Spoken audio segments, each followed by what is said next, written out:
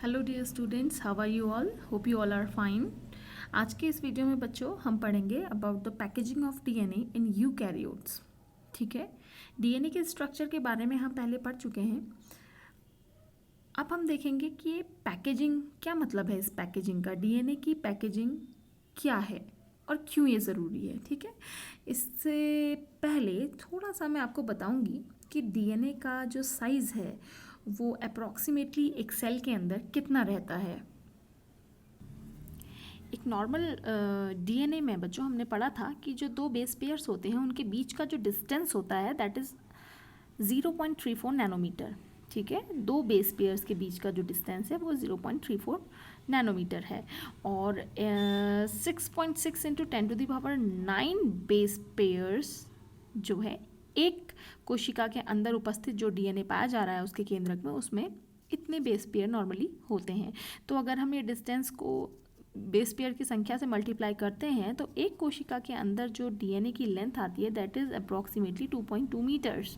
ठीक है, तो ये 2.2 मीटर लंबा जो डीएनए है किस प्रकार से कॉइल्ड रहता है, किस प्रकार से पैक रहता है इनसाइड द न्यूक्लियस, यही हम इस वीडियो में जानेंगे। ठीक है बच्चों, तो आगे हम समझते हैं डीएनए का थोड़ा सा उसकी क्या नेचर है, पॉजिटिव है कि निगेटिव है, क्या है और किस प्रकार के प्रोटीन में वो बाइंड रहता है। ठीक, तो बच्चों आज का हमारा यही टॉपिक रहेगा, डीएनए पैकेजिंग इन यूकैरियोट्स। और अगर वीडियो बहुत लंबा नहीं बना तो मैं प्रोकैरियोट्स में भी इसी वीडियो में आपको समझाऊंगी कैसे डीएनए पैक रहता है। तो प्रीवियस वीडियोस में जहाँ तक जब हमने डीएनए के बारे में पढ़ा था तब से हम जानते हैं कि डीएनए क्या है, निगेटिवली चार्ज्ड है। और निगेटिव चार्ज डीएनए में कैसे आता है, उसमें उपस्थित फॉस्फेट समूह के कारण, है ना। डीएनए 3 चीज़ों से मिलकर बना होता है, nitrogen species, pentose sugar and phosphate group. तो जो फॉस्फेट ग्रुप होता है बच्चों वो निगेटिवली चार्ज रहता है, ऋणात्मक रहता है, जिस वजह से डीएनए भी क्या होता है, निगेटिवली चार्ज रहता है।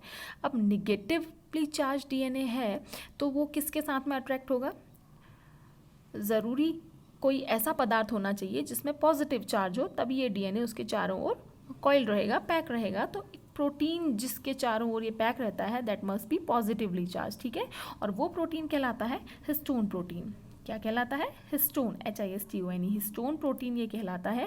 हिस्टोन प्रोटीन क्या है, जनरली ये लाइसिन एंड आर्जिनिन नामक अमीनो एसिड से मिलके बना होता है। तो लाइसिन एंड आर्जिनिन है, इसको ना बोल करके हमने कॉमन इसको नेम दे दिया हिस्टोन। ठीक, तो डीएनए का जो थ्रेड है that is coiled around a protein known as histone protein. ठीक बच्चों, वुडकॉक नाम के एक साइंटिस्ट थे, उन्होंने 1973 में एक शब्द दिया जिसे बोला गया न्यूक्लियोसोम। क्या बोला गया, न्यूक्लियोसोम। एक स्ट्रक्चर मैंने न्यूक्लियोसोम का यहाँ बनाया है, ये न्यूक्लियोसोम है बच्चों। न्यूक्लियोसोम क्या होता है, ये जो बीच में आपको राउंड बॉल लाइक स्ट्रक्चर दिख रहे हैं this is histone octamer. Histone protein ये होता है, इस हिस्टोन प्रोटीन के चारों ओर ये जो पर्पल मैंने बनाया हुआ है दैट इज डीएनए। ठीक है, डीएनए इसके चारों ओर लिपटा हुआ रहता है। ठीक है, तो इस पूरे को histone protein plus coil DNA is known as nucleosome, इसको न्यूक्लियोसोम बोला गया था। ठीक है, रिपीटिंग पैटर्न जो ये रहता है इसको बोला गया न्यूक्लियोसोम। ठीक है, चलो अब थोड़ा सा हम हिस्टोन के बारे में समझते हैं कि हिस्टोन क्या होता है। हिस्टोन्स को न्यू बॉडी भी कहा जाता है, आप अलग अलग टर्म कई जगह पे मिलेंगे तो आप थोड़ा याद रखेंगे, histones are also known as nu body. Histone protein जो होते हैं ये 5 टाइप के होते हैं। कितने टाइप के होते हैं बच्चों, 5, H2A, H2B, H3 and H4। ठीक है, ये तो 4 ही हुए। 5 क्या होता है, 5 जो होता है histone protein that is H1। यहाँ पे नहीं लिखा मैंने, वो एक कारण है, अभी आगे बताऊंगी मैं क्यों नहीं लिखा। तो ये जो 5 हिस्टोन्स में से ये जो 4 टाइप्स के हैं, H2A, H2B, H3 and H4, ये चारों जो हैं इन चारों के अराउंड डीएनए कॉइल्ड रहता है, रैप्ड रहता है। ठीक हो गया, देखो मैं यहाँ पे बताती हूँ आपको। H2A, H2B, H3 and H4। ठीक है, सामने साइड ये हैं और same H2A, H2B, H3 and H4 चार और हैं। तो ये 8 जो हो जाते हैं, 8 हिस्टोन प्रोटीन जो हैं ये साथ में बनाते हैं एक ऑक्टामर। ठीक है, तो इसे हिस्टोन ऑक्टामर हम बोलते हैं। क्या बोलते हैं, हिस्टोन ऑक्टामर। और इस हिस्टोन ऑक्टामर के चारों ओर जो डीएनए है वो कॉइल्ड रहता है लाइक दिस। ठीक है, इतना आपको समझ में आ रहा है। अब मैं बोल रही हूँ कि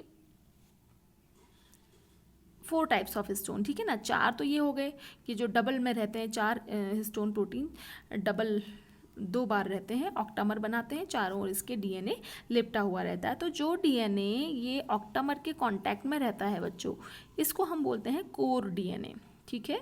और जो इससे अलग है थोड़ा सा साइड में, जो इस पे स्टार्ट हो रहा है, यहाँ से इससे जुड़ना शुरू हो रहा है, ये जो दूसरा है साइड का, अभी दूसरे डायग्राम में भी बताती हूँ, ये कहलाता है लिंकर डीएनए, ठीक है। तो ये लिंकर डीएनए के पास होता है H1 वाला हिस्टोन, ठीक है। लिंकर डीएनए जो जुड़ा हुआ रहता है वो H1 वाले हिस्टोन से जुड़ा रहता है, ठीक है। 5 टाइप के मैंने बताए थे, 4 टाइप क्या है, 4 जो हिस्टोन प्रोटीन है H2A, H2B, H3 and H4, ये ऑक्टामर बनाते हैं डबल डबल आकर के, और इसके चारों ओर कोर डीएनए लिपटा हुआ रहता है, उस डीएनए को हम कोर डीएनए कहते हैं। और जो एक्स्ट्रा इससे बाहर निकला हुआ डीएनए है that is known as linker DNA, और इसमें होता है H1 वाला हिस्टोन, ठीक है। अब ये बाहर निकला क्या, ये केवल एक न्यूक्लियोसोम का स्ट्रक्चर यहाँ पे दिख रहा है। ये पूरा मैं आपको दूसरे डायग्राम में आपको बताती हूँ कि किस तरीके से डीएनए पूरा रहता है। तो बच्चों ये एक डायग्राम देखो, जो मैंने अभी आपको दिखाया था पहले, ये एक न्यूक्लियोसोम है। एक न्यूक्लियोसोम मीन यहाँ पे हिस्टोन का ऑक्टामर है और डीएनए इसमें कॉइल किया हुआ है। 2 टर्न्स ऑफ डीएनए पर न्यूक्लियोसोम, एक न्यूक्लियोसोम के चारों ओर 2 बार डीएनए कॉइल करता है। अब ये 2 भी एकदम एग्जैक्ट वर्ड नहीं है, क्योंकि कई जगह आप देखोगे 1.6 टाइम टर्न लिखा रहता है, कई जगह 2 टाइम टर्न लिखा रहता है ना। तो एनसीईआरटी में अलग कुछ लिखा है, 1.6 टर्न्स रहते हैं, और इस बुक में आपका हमारा 2 टर्न्स ऑफ डीएनए पर न्यूक्लियोसोम लिखा है। तो ये वेरी कर रहा है अलग अलग जगह।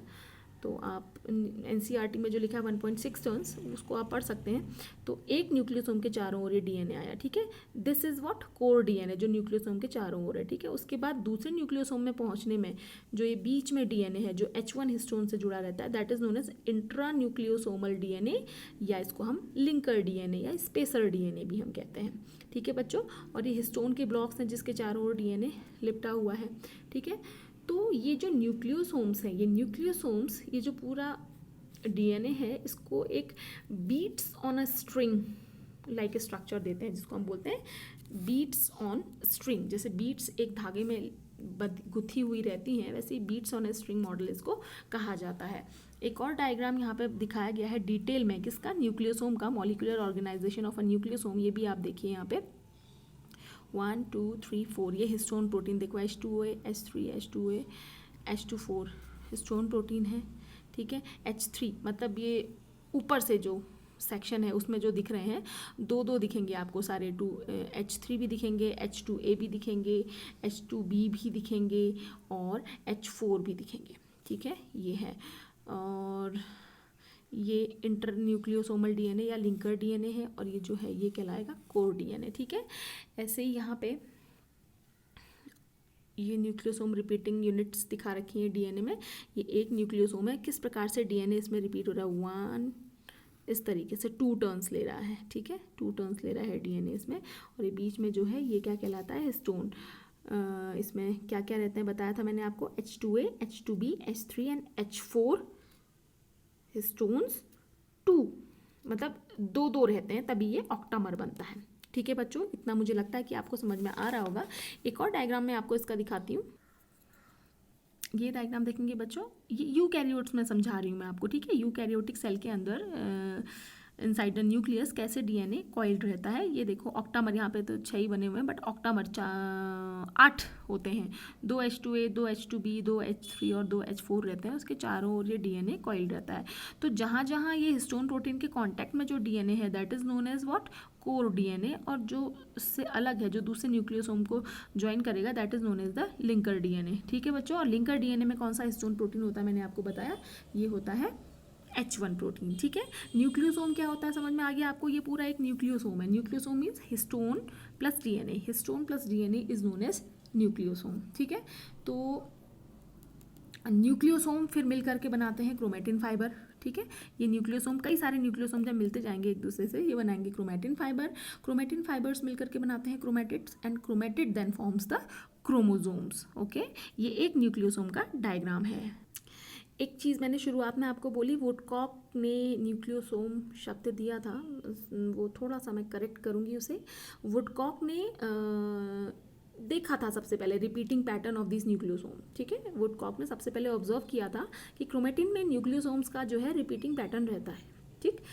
ये जो टर्म दिया था nucleosome term, this was given by P Oudet. P Oudet ने दिया था 1975 में न्यूक्लियोसोम, ये शब्द दिया था उन्होंने, ठीक है।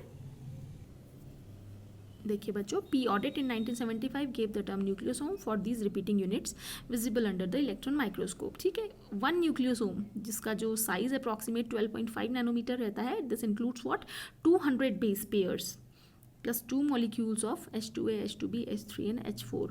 तो 200 बेस पेयर्स, 200 बेस पेयर्स का यहाँ पे क्या मतलब है बच्चों? न्यूक्लियोसोम में क्या होता है बोला, 200 base pairs plus 2 molecules each of histone protein, these 4, है ना। तो 200 बेस पेयर का मतलब है